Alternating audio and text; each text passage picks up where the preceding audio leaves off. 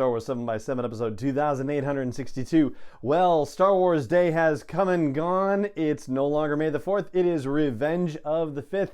And we've got a lot to talk about today, particularly that Obi-Wan Kenobi trailer. Punch it.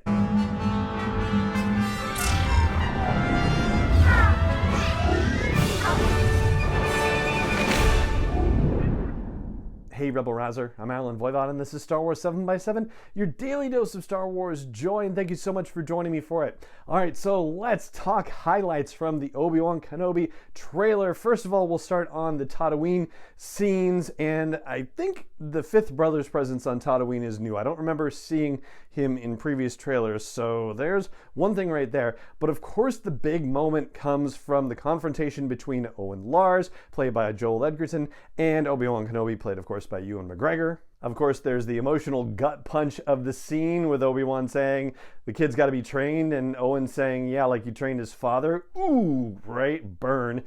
But the thing I really thought was also particularly fascinating about this was the quality of their voices, and in particular Ewan McGregor's. Like, you can hear how there's a difference between the way his voice comes across in Revenge of the Sith and thinking ahead to what Alec Guinness's voice sounds like in A New Hope. You can hear a progression. You can hear Ewan McGregor with a delivery that is part of the way to old Obi-Wan Kenobi in A New Hope. But the meat of the trailer, of course, has to do with the third sister, played by Moses Ingram, who is searching for Obi-Wan Kenobi and says that everyone else has been looking in the wrong places.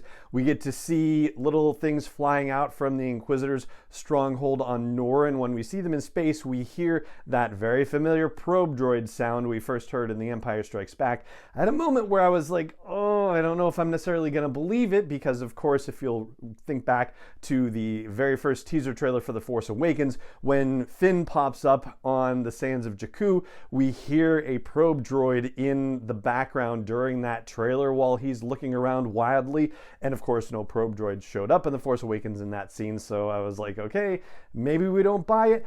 But of course, a destroyed probe droid shows up a little bit later in this Obi-Wan trailer, which we'll talk about in due course. Circling back to our third sister voiceover, though, we get her talking about how she wants every lowlife and bounty hunter around to squeeze Obi-Wan Kenobi, and we get to see a shot of a wanted poster for Obi-Wan Kenobi, and I did post the Arabic translation over on the Twitter account for the show, SW7x7 Podcast, but I'll tell you about it while we're here.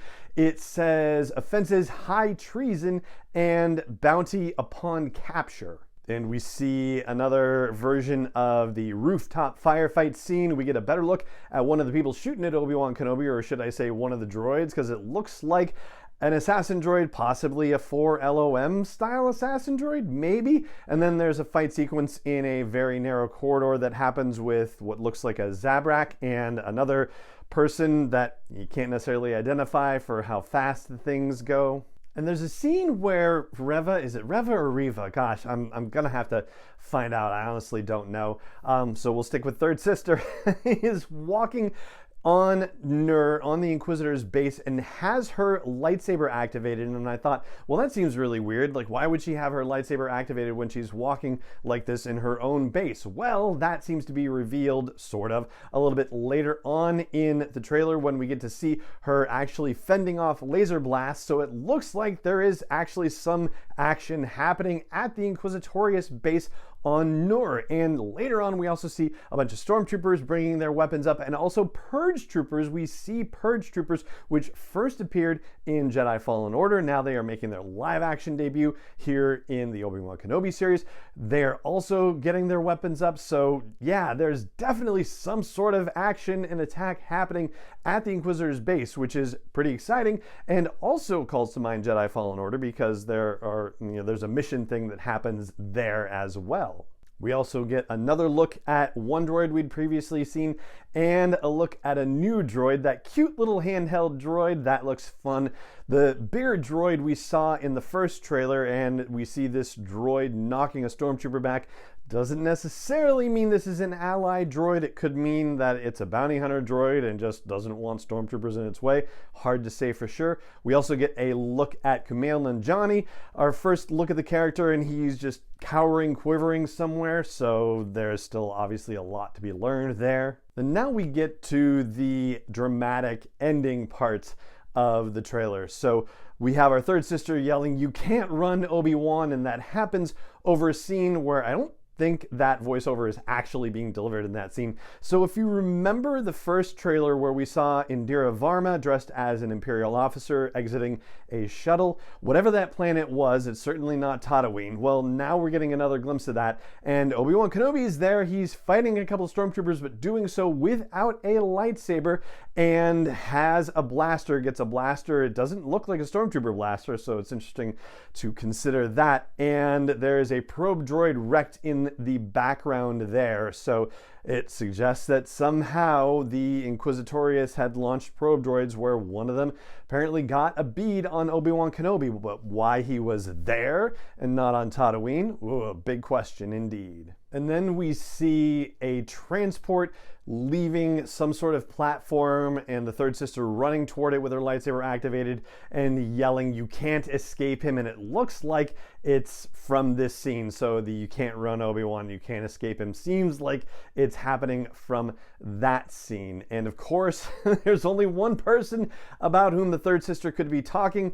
That then leads us to the scenes of various cybernetic and other equipment attachments happening with Darth Vader and the iconic breathing noise, Obi-Wan's pensive face. We can't necessarily tell whether he's in a scene where he's hearing this breathing, but certainly he is in a very meditative and reflective place considering what all has been going on with him.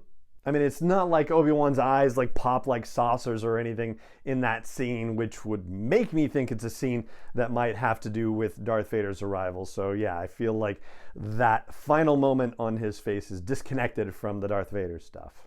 And there you have it. That's a rundown of the highlights from the Obi-Wan Kenobi trailer, what is undoubtedly the final trailer that will be released ahead of the series debut on May 27th. We might get some little 30-second commercial snippet type things between now and then, but yeah, I think the majority of the reveals have just happened with this trailer and the previous trailer, and of course the Entertainment Weekly story. Total Film has an issue out that has an Obi-Wan Kenobi cover story in there, so maybe there'll be something that comes out of that as well. I think we would probably see it on social if it's coming, but it hasn't yet, so yeah, fingers crossed. But as we get closer, it might be time to start kind of tucking our heads down a little bit and making sure that we don't hear any last-minute spoilers or anything like that.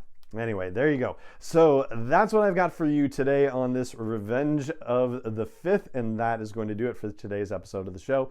It just remains for me to say thank you so much for joining me for it as always, and may the Force be with you wherever in the world you may be. 7x7 is not endorsed or sponsored yet by Lucasfilm Limited, Disney, or 20th Century Fox, and is intended for entertainment and information purposes only. Star Wars, the Star Wars logo, all names and pictures of Star Wars characters, vehicles, and any other Star Wars related items are registered trademarks and/or copyrights of Lucasfilm Limited, or their respective trademark and copyright holders. May the Force be with them. All original content is copyright 2021 by Star Wars 7x7. We hope you love it.